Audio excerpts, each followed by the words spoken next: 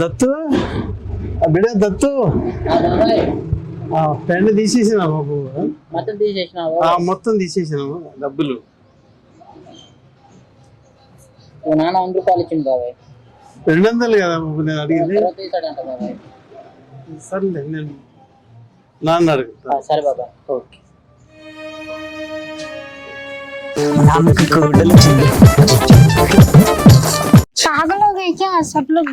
సబ్బా సబ్బేందుకే ఇక్కడ స్నానం చేస్తావా ఏంది? మన ఇల్లు ఇన్నే ఉంది. దా అక్కడ స్నానం చేసి కదా చిమ్ముకుందానా.